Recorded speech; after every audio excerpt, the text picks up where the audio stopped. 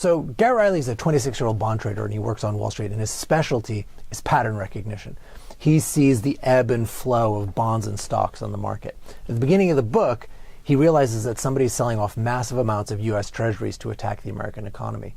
And then he realizes that it's the Chinese, and that there's this secret war going on between the United States and China. And that war is invisible. It's cyber and economic and psychological.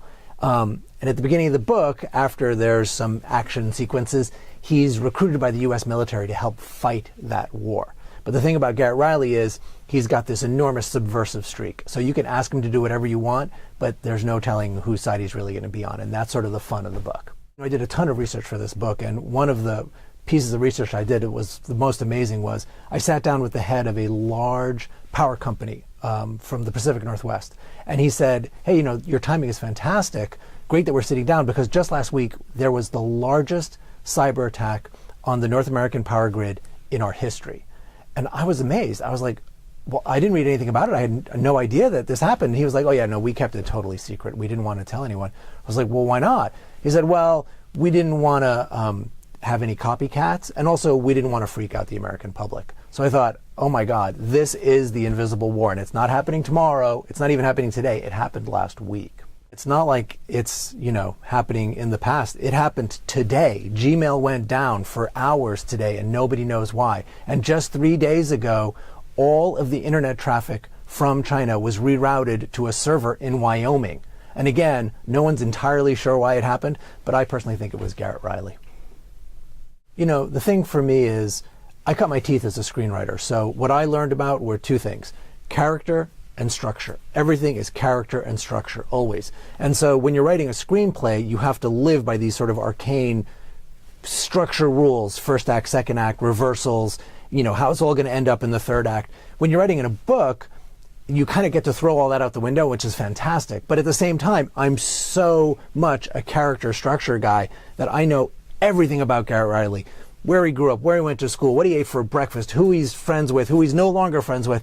And I just know that through the whole book. And then the second thing is I plotted out the structure of the book from start to finish. I knew every single scene. Even if I don't follow the rules of screenwriting, I still need to know where I'm headed. So I can't just be one of those people who sits down at the computer, starts writing, and has no idea where it's going. I have to know exactly where I'm going to end up. So The Ascendant is the first in a number of books. We want it to be a series that goes on over the course of time. And there's going to center each one around Garrett Riley and his trouble staying on target. Who is he fighting for? Who's he fighting against? You're never sure with the guy. He's such a subversive. But it'll also be always about the team that's around him and their sort of internecine squabbling, and will they survive? Will they stay as a team?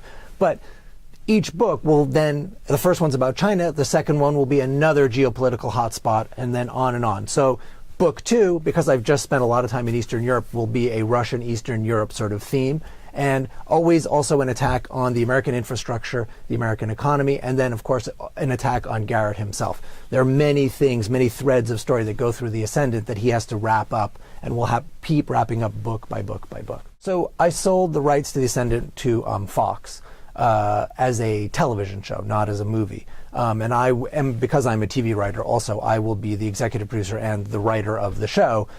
First I have to write a pilot for them, and we'll see how that goes. And if it goes well, it'll be a 10 to 13 episode show per year, following the book, and then the next year following the second book and the third book as they go along. Although probably at some point they can diverge, the way that Bones diverges from the books, the television show Bones from the books. And that's how I'd like for it to go, but we'll see how that works out.